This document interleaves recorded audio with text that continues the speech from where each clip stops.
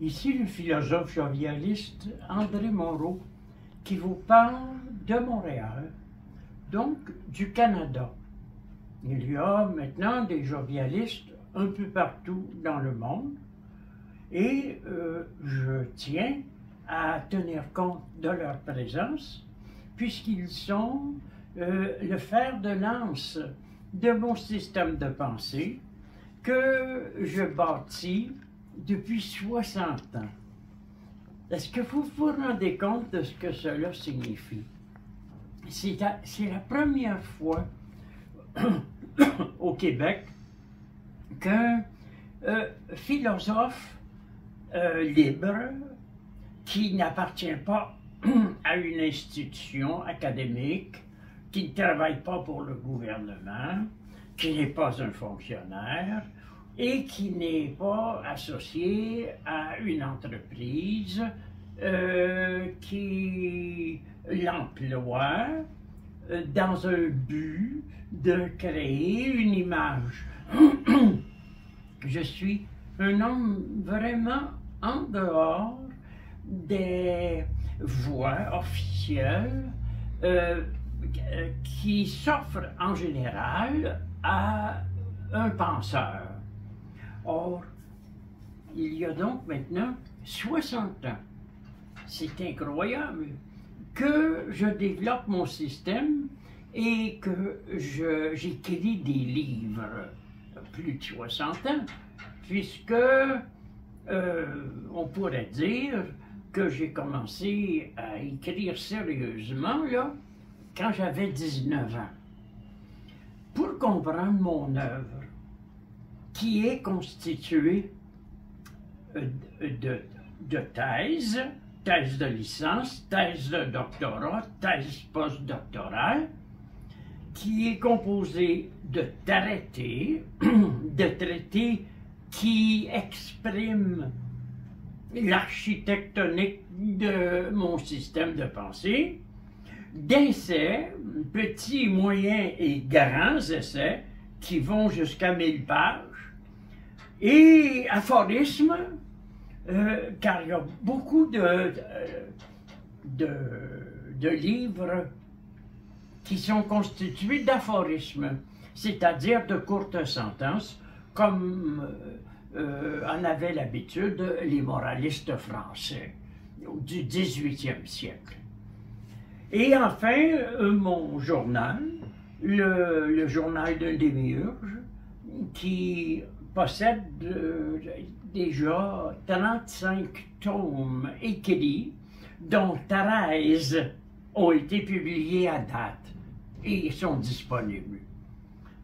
Pour comprendre cet ensemble, qui en philosophie est presque unique, parce qu'il n'y a pas de philosophes qui ont écrit autant, hein? Je suis rendu, moi, là, à 50 millions de mots. Et on trouve des gens qui ont beaucoup écrit en littérature, comme Restif de la Bretonne, Balzac, Ponson du Terrail ou Alexandre Dumas. Mais dans mon cas, je suis une sorte de penseur à temps plein.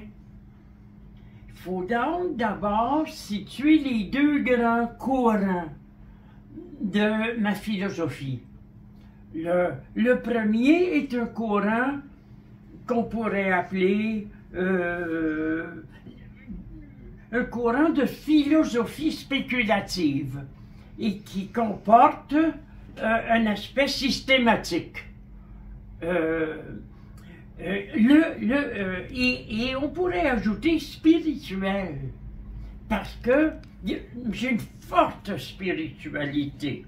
Hein? Je suis un homme qui bénit, je suis un homme qui élabore au quotidien une pratique concrète de l'être, et je suis un homme qui dialogue avec l'invisible. Donc, c'est très important ce côté-là.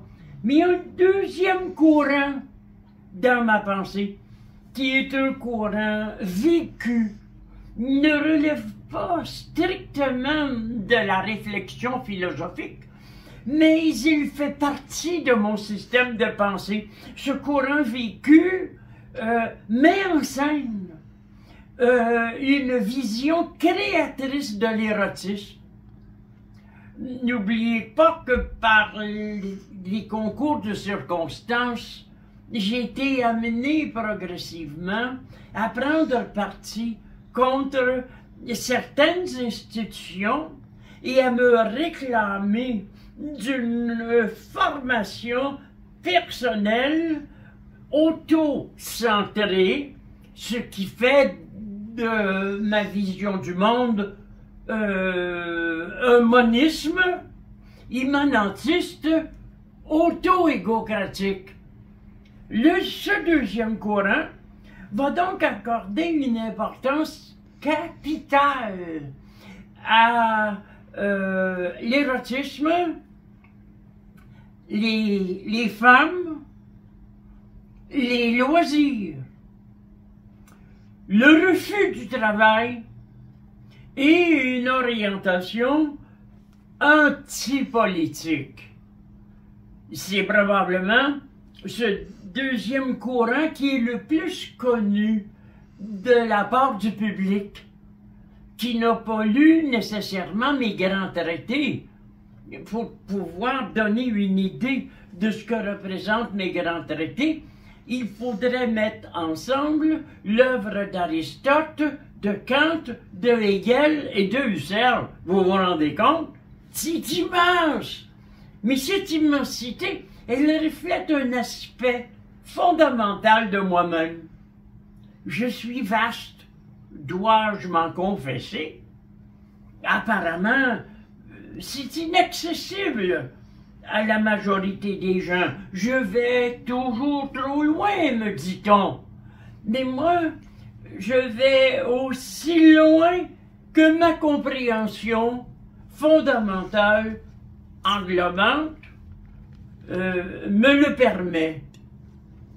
Et ce qui est à l'origine de cette compréhension, qui n'est pas de nature intellectuelle uniquement, mais de nature ontologique.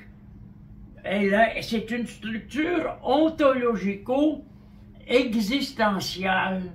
Alors, cette compréhension, elle est fondée dans une autre compréhension de l'homme, une autre vision, une autre structure que j'appelle mon identité radicale éthérique. M'a-t-on compris?